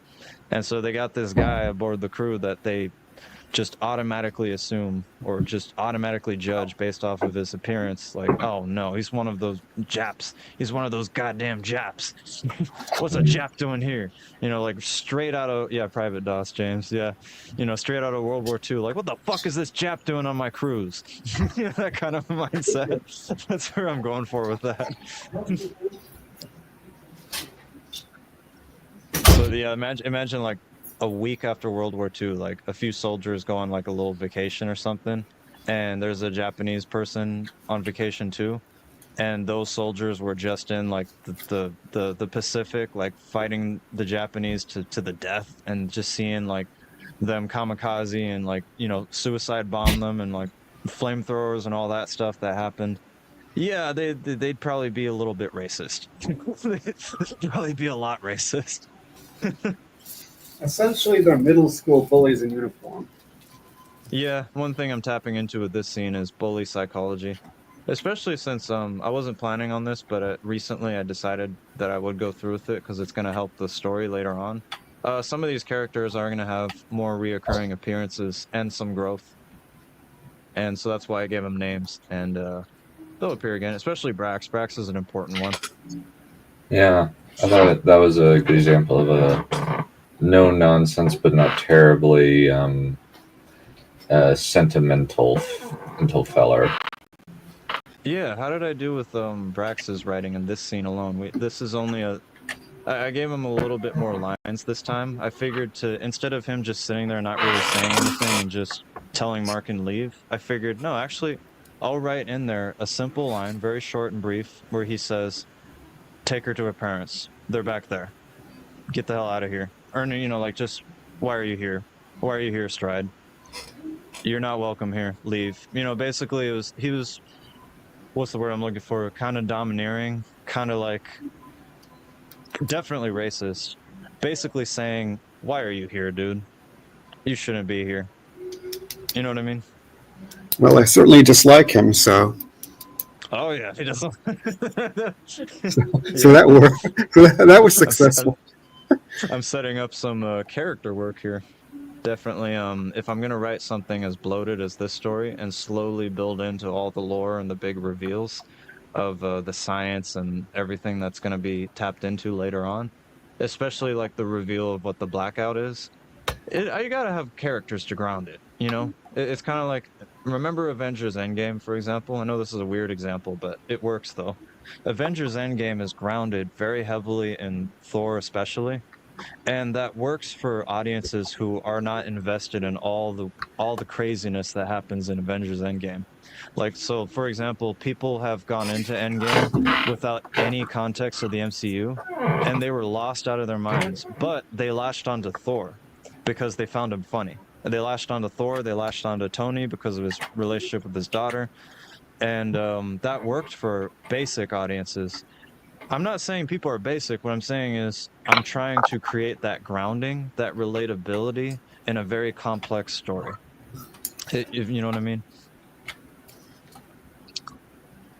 Yeah, pardon me a moment.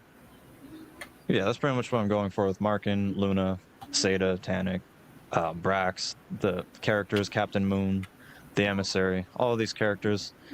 Pretty much going for Atlantis, the Lost Empire, where it has grounded and lovable and interesting characters with their different types of personalities and how they bounce off of each other. That's a big inspiration for me. Thor was the worst part of that movie. I know, James, I know, I agree. But he was designed that way for that reason. That was intentional by the Russo brothers. They knew that people would be bringing their brothers, sisters, friends, kids, parents, people who were not invested in the MCU, and those people would be lost. They would be lost in that movie. So the Russo brothers purposefully added Tony's human side, or I mean like his family side, and Thor's fat arc as an anchor for basically simpler audiences, if you will. That was intentional. Love it or hate it, it was intentional. I'm trying not to make it as hateable. Yeah. I'm trying to make these characters fun and interesting and likable. And oftentimes funny. I think my humor is working fairly well in some parts.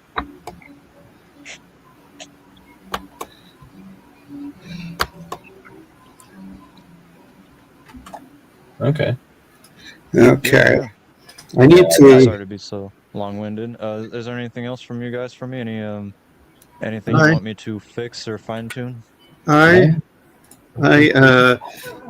am going to be going on a walk fairly soon, so if you don't mind.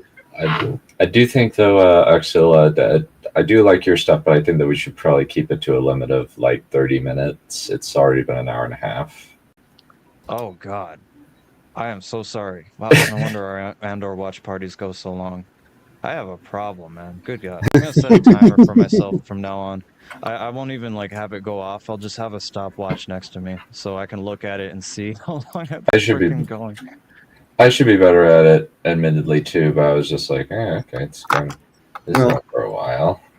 It was a good conversation, but Yeah. it yeah, I took too mean, long. yeah, it was good because I got to finish my lunch and I'm actually ready to read now. All right, So that's it for me. in that sense, okay. Hopefully this will go by quickly and I'll be able to hop off on my walk afterwards. We're back to the serious novel. So this is the lady who's Oh, eventually going nice. to. Yeah, this is the lady who's eventually going to be rebelling against. Well, not exactly rebelling. She's going to have conflict with the emperor eventually, and this is the one with the sleazy emperor chap, who was kind of disgusting. Um, does any of that ring a bell? I hope it does. Yeah, don't worry, it does. Good. Yep.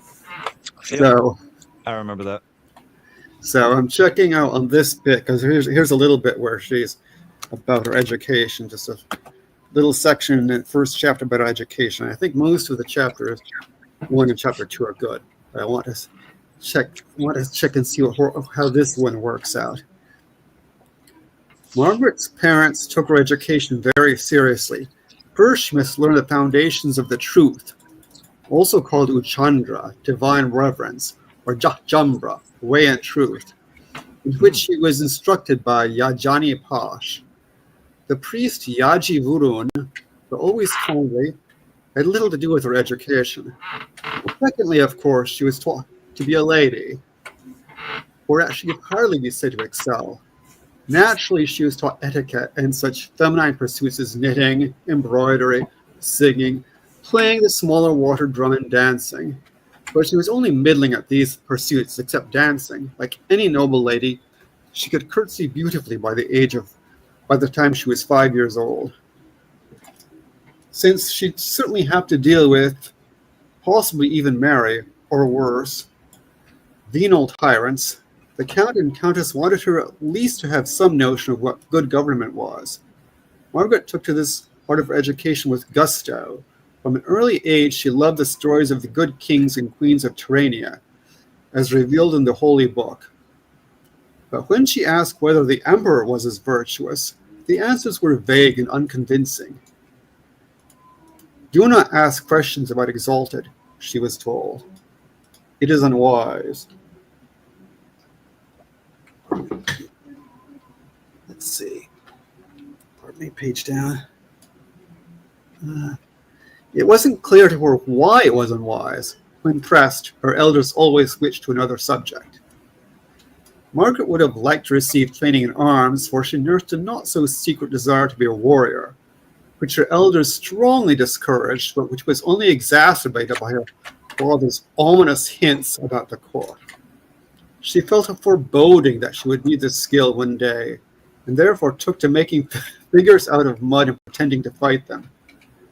It was upon one of these occasions that her governess caught her in the act and cried out, "No, little great one, this will not do. You must be clean for your geography lesson. You will rule here one day and marry a powerful lord. It is past time for you to learn to be a lady." Margaret's governess, she was named Bahrain, was a kindly woman, but terrified Margaret just the same. The younger sister of the Yajani, she seemed ancient, although in reality she was only about 45. "Yes, governess," sighed Margaret, curtsying the Tyrrhenian fashion by placing her hands on her hips and bending her knees. "How can I rule," she thought, if I don't know how to fight?" She followed Varane to the bathhouse, where she submitted as graciously as possible to being placed in the round three-legged bathtub and pitilessly, scrubbed. This indignity was followed by being dressed in a blue, white, and gray learning dress, adorned with the candle of Izaharum. It was beautiful, Margaret had to admit. It's not so bad having to bathe if afterwards I can learn, what was it? Geology? Maybe I'll need that when I rule, too. I wish I could take lessons in the study instead of the nursery, though. I'm too old for the nursery. Nonetheless, she found the nursery familiar and comforting.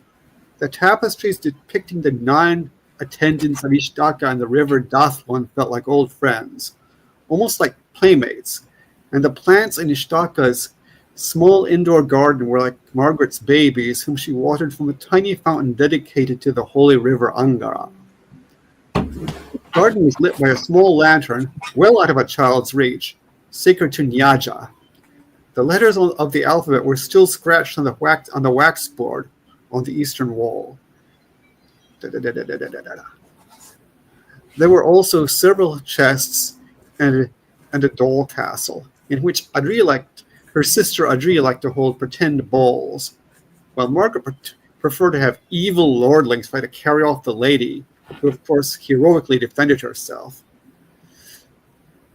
Margaret almost bounded into the nursery before she remembered that a lady must never run. But why not? Now, little great one, said Varane. Oh wait, I'm not doing her voice properly. I forgot how to do it anyway. Now, little great one, you must learn the countries of the world, and especially in the Empire, where you may one day hold a high position. She handed Margaret a small book entitled Garden of Geography, wherein the young scholar's mind is irrigated with the water of knowledge of diverse lands. Margaret almost leapt with delight. She loved the maps, crude though they were, and the illustrations were beautiful. Is it for me, governess? Books in the Uchandreist world were folded in squares or triangles and placed in a box, whereon the author, title, and often subjects were written. Yes, little great one. Your gracious father has will to give it to you. Lorraine always spoke very formally to everyone in the Comatal family, including pets. Margaret hated being called Little Great One, but had to resign herself to it, and was now so excited that she scarcely minded. Be pleased to read the first chapter, continued the governess, I shall question you in 1 hour. by which she meant a little over 36 minutes.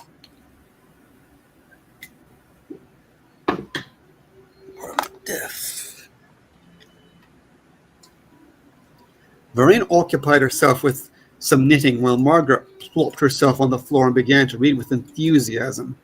After required time had passed, when she placed the book back into its book box, curtsied, and said, I'm finished, governess. May I read chapter 2? Not yet, little great one. I'm sorry. Varane laughed. Not yet, little great one. First name the chief lands of the Empire. The Midright lands on the island of Oro are Ichalamu, where we live, and Darzaz. They're a lot like us. To the east of us are Peje and Ampari, where people are more like Sandaranians. They're taller and paler.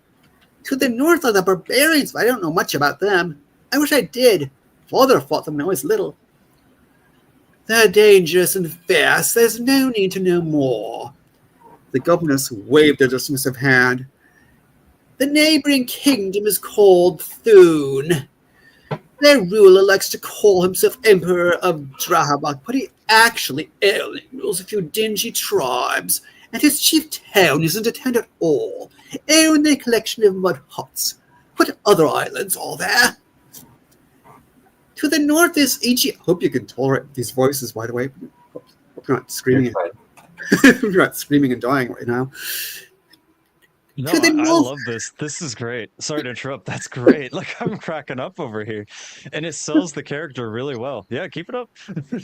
usually the other extreme. I'm talking This is great. enough of a voice. Now I'm at the other extreme.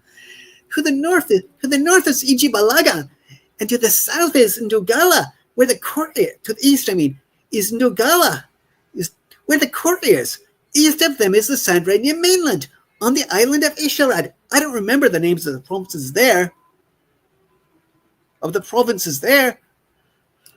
Sombemo, Miru, Gojobo, Odiwata, Nera. The governess wrote the names on the waxboard. And the provinces you just named are Ijibalaga and Nugara. You must memorize these before moving on to Chapter 2, and be pleased to go back over your Sandaranian lessons. I thought we'd get to the interesting stuff today, thought Margaret. Stifling a sigh, she tried scratching the provinces' names onto her tablet, but her stylus kept tripping up over all the ahs and ahs and ngas. Sandaranians are proud and brave, Varane was saying. That's why Exalted is Sandaranian.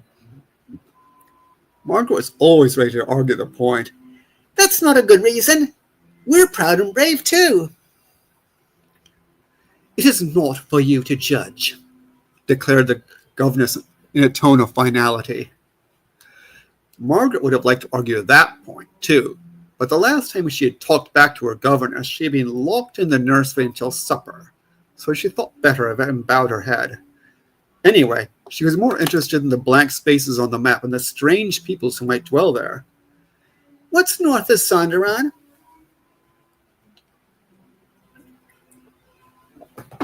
Oh, mostly just a lot of barbarians and a couple of little countries that pay the Empire tribute. The barbarians are dangerous. And fierce. Is anyone not dangerous and fierce? Varane rapped the waxboard with her ruler reprovingly. Don't be clever, little great one. You should have learnt better deportment by now. In any case, you may have heard of one of the tributary countries in the north called Carolia. Margaret had heard many tales of the northern pirates of ancient times. They used to go sailing all over the world, plundering and raiding and conquering, so I suppose they must be dangerous and fierce as well. Used to be. Now they're weak and cowardly, the governess sniffed. What's to the south of us, little great one? Oh, this I know, said Margaret, brightening. To the south is Mindar, where our ancestors came from. They're our kin and our friends. I think the Emperor rules them now, too. They have several provinces, like Ermu and Palismu, and to the south, the islands of Gora and Satarha, who I think rule themselves. My mother comes from Palismu, but I've never been there. South of them is Chugga, our enemy. Yes, the Chuggans are dangerous and fierce and proud. And brave? Margaret couldn't help adding.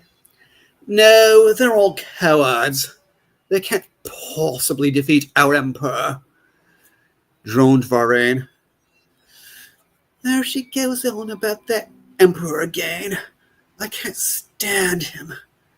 She concealed her thoughts as best she could, which wasn't very, but it sufficed, and the governess continued her lesson unperturbed.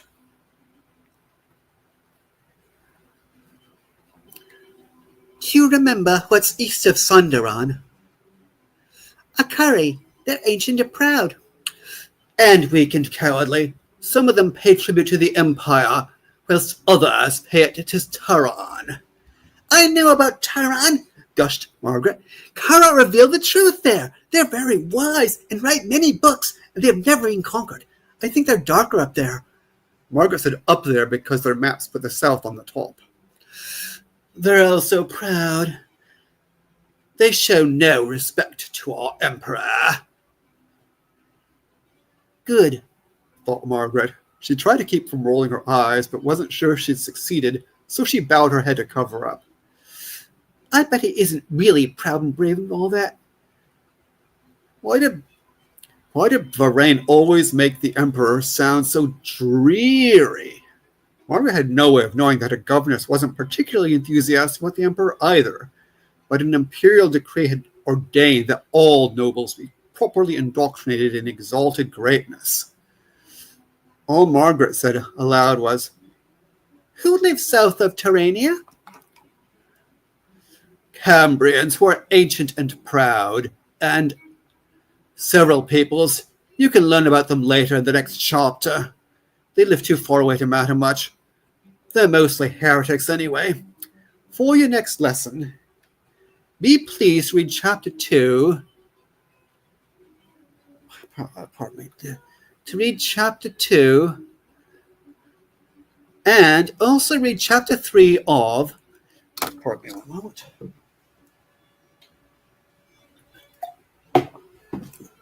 A cornucopia of imperial virtues, or a banquet of the excellencies that adorn the emperor's soul, or exalted as great and wise and pious and merciful and just and brave and munificent and magnanimous and awesome. By Garrod, son of Marmor, be sure to memorize 9 verses in praise of exalted Equeque the Fourth. Yes, governess. Margaret gave a barely perceptible sigh. Why do I have to read all this praise stuff?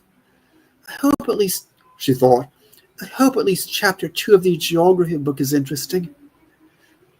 Aloud she said, but I still want to learn about the barbarians. If I'm to rule one day, I need to learn all about them. Later, little great one. They're not very interesting. They are to me, thought Margaret. Margaret gave a quick curtsy, and dashed out of the nursery, clutching her geography book. A lady never runs, her governess called out. Margaret forced herself to slow down until she got a safe distance away, but then ran all the faster. I think that will do for today. Where's that? Where's that thing? Very nice. Where's that thing where I'm putting all my notes in? I like that. I'm definitely. There's a lot that I can learn from you guys, specifically lesser and better word choices for descriptions. Yeah, I noticed that while I was presenting. I realized, oh crap, I used too many words when I was editing this. I gotta shorten it down. Shorten it down by a lot. Like, choose better words and choose much. Sometimes you don't need to describe, like, when the little girl says something sad, oh, it broke my heart. No, I don't need that line in there. I can just write the reaction alone says what he's feeling about that. And I saw that in what you presented. Like, it was mostly dialogue, and yeah, you can see what's going on. The dialogue speaks for itself. Well, I have to cut lots of words out too, though. So we all have to do it. Yeah, it's the first drafts. Best writing advice you can hear is you can never edit enough. So this is actually not that is actually not the first Valerian's first draft of this. It's probably. No, I'm not saying it's I'm not saying it's the first. I'm saying it's one of many. What I'm saying is that, like, mine that I just presented was probably like the 10th, but it's not enough. Like, you got to reach 40th, and it's still not enough. I'm talking about you. I'm talking about all of us, everybody. Mine is the 3,967th edit. Okay, if you go that long, man. He's been writing this since he was 15. Well, in a manner of speaking, been writing this iteration since I was in my 50s. Let's see, since around 50 something, I think, around 50. For over a decade. But I really liked the I liked your accents and what's the word?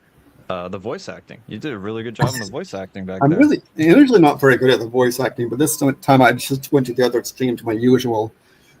Yeah, it was great. Yeah. I didn't really do it too well myself. I was a little bit too monotone. I need to practice it a bit more, especially when reading a little girl. But yeah, you did a great job. I'm not good at sounding like a girl. It's difficult, like, remember when Tarek was presenting? Yeah. It could be tricky, especially if you have a deeper voice like we do. But you could just do something along the lines of, but I don't understand, just that alone. The audience understands, they get it. Yeah. I can only manage some very stereotypical, and even then there's slightly a bass resonance, like, howdy boys, Yeah, you don't sound very female, I'm afraid. Sorry. I know, but it's like that's the best I can manage. Howdy, Man. sugar. What you been doing? Oh yeah. Yikes. Oh, I love that. Dude, if I ever write like a story that takes place in the South, oh, I will have a field day with that. Because I can nail whenever I go to karaoke, Devil Went Down to Georgia is always my go-to because I nail it. I nail the accent so well. It's so easy to nail it's so easy to get a It's Southern so easy to accent make. right. It ain't that hard at all. Yeah, you Well, gotta go that. But you gotta do your best, Matthew McConaughey. Where you gotta go. Well, the law says you says you shall not touch. I see the law breakers in this house tonight.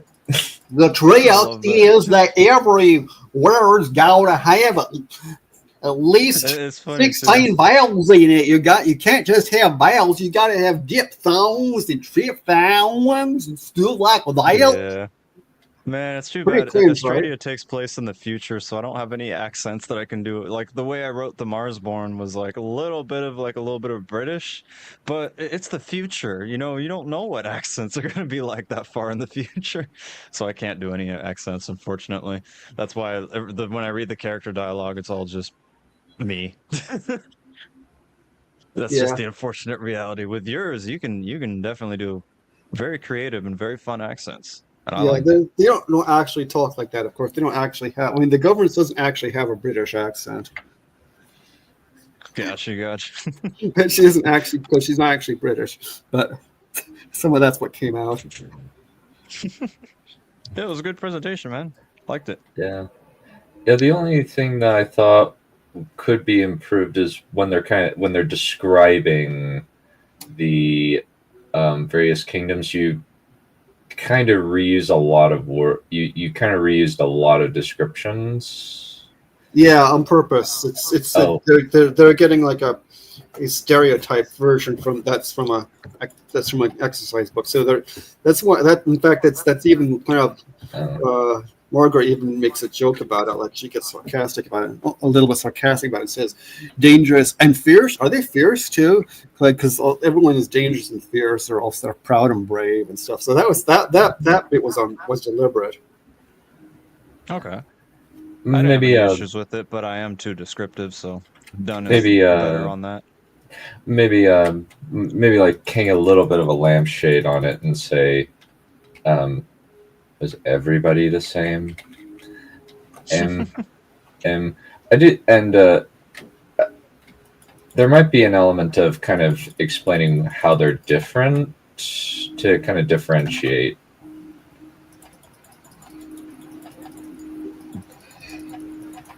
Yeah, although this won't really, yeah, how country's different. I'm writing that down. I actually write myself notes still. Explain how country's different. Yeah, although, let's see, what are they going to say? Yeah, although this is just sort of to introduce things. So some of these countries don't even come into the story, but we want to have some idea of how large of the scope of the world that they're in. Mm-hmm. So very cool. Anyway, I've noted that down. I can't really see any of that map that you're sharing. It's too blurry. Empire of the Sandaron. Oh wow, that's a hard word. Okay, let me see that.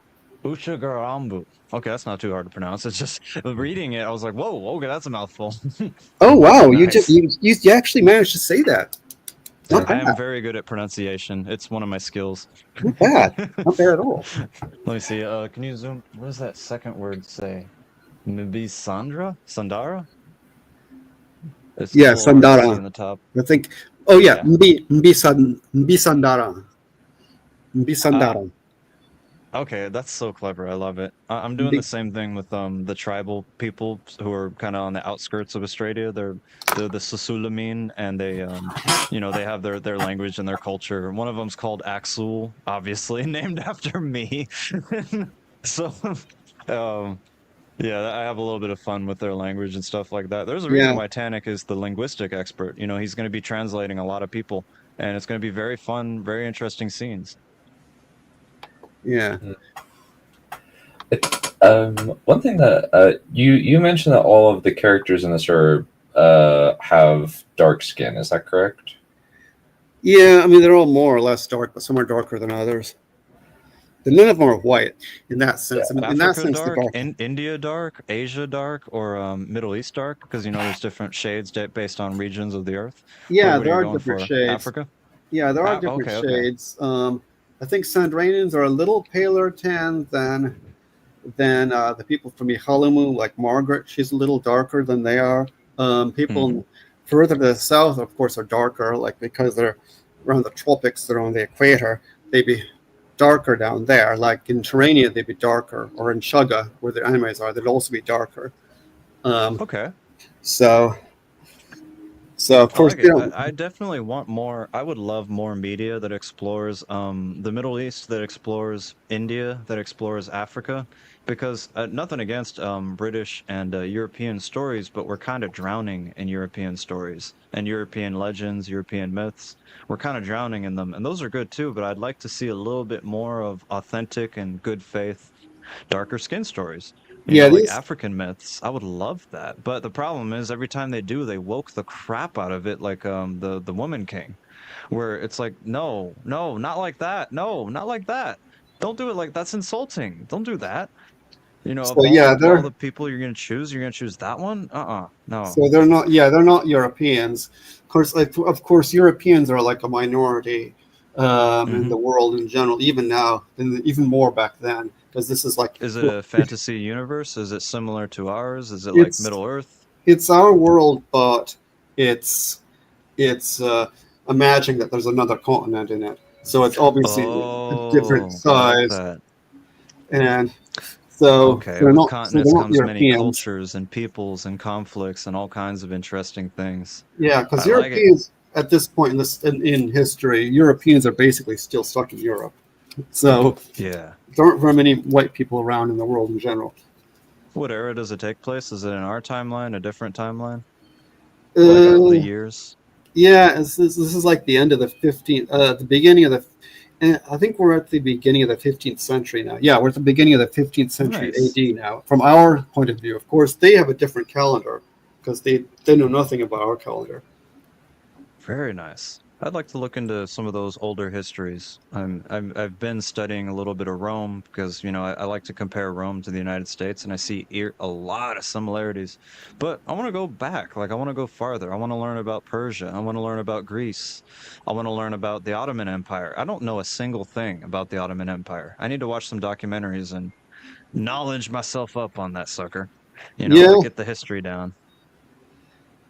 yep. It's not an it is interesting, certainly. Yeah. Okay. So unless there's anything else, I'm probably gonna head out on my walk. Yeah, enjoy it. Have a good one. You too. Hey. So anything else, or should I just head off? I was just kind of thinking that maybe one thing that you might want to do is just kind of put in more descriptions of what each of them look like, what the people look like.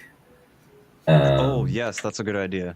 Unless you already did before, in which case it would be repetitive to do it over and over again in chapters.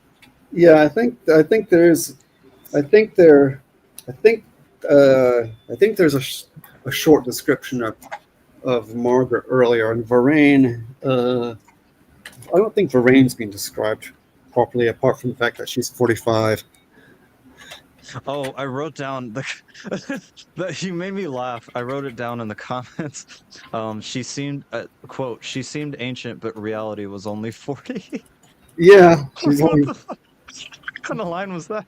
That cracked me yeah up. It was really funny. yeah because Margaret's only like 9 years old, I think, or 8 or 9 years old, like 8 years old or something. So she thinks Oh, she's 45. super young. I thought she was a woman. I didn't realize we were following a young girl. Yeah, she's still. Yep, she's still little. She will become a Oh, woman wow. eventually in the story, but she's still little. In this first chapter, she's still very young. Interesting. Okay. Yeah, this is the first time I'm catching back up on this story of yours in quite a long time, actually. Yeah. Dish. Where did I put that thing anyway? Oh, okay. Okay. So, what is this?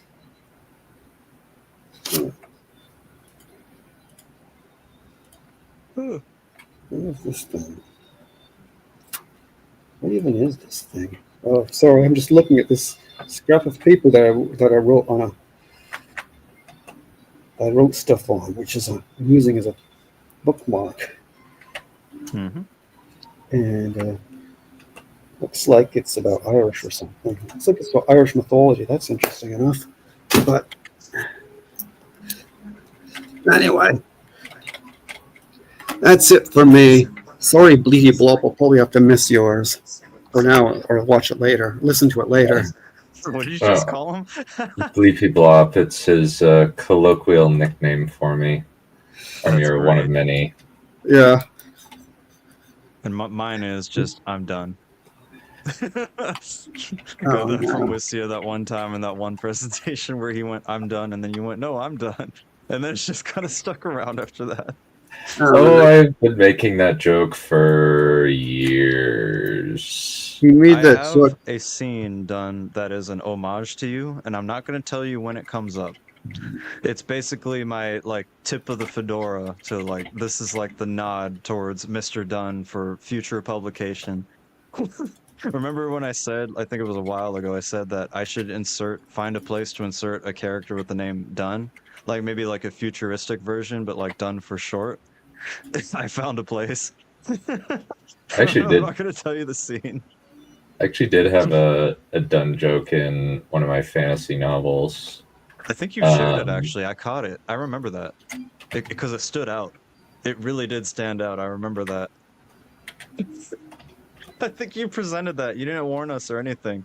It just came in there. yeah, I was just like, yeah, since it was just, oh my, it was like, it's just, there was this random person that just said, whenever you would his surname was Dunn. So whenever he would get asked, are you done? He would always say, yes, that is my name. What was your question? I love it. Oh, can I show you guys a Google image of what I was going for with the hallway? Let me present this on screen and let me know if my descriptions were a bit messy, that this wasn't clear. Just really quick. Okay, night out, chaps. All right, See see ya. you later. I'll probably call it as well. I'm thinking that might be good to just call it good there since we've been going for a couple hours. Gotcha. Understandable. Yep, sorry I went so long. You're fine. We'll just I'll just set a timer in the future. Sounds good. I will too. I'll do that for myself, especially the after reading sections. My chapters are getting shorter and shorter over time, getting much less long-winded, so they're gonna be reasonable lengths, like a few pages instead of many pages. So that's the goal. Okay. Just gotta fine-tune the like trim the fat. Indeed. Yeah, Dunn, can you look at this image here? I'm sharing it on StreamYard, I think. Okay. This is kind of what I was going for. Not quite, but this is what I was going for, but on a ship. You go down a hallway and there's walls of glass on both sides, left and right. Okay. Yeah, sure, when ready. Oh, I'm doing it right now. You're actually not sharing. Oh, I thought it was. I pressed. Okay. Let me try again.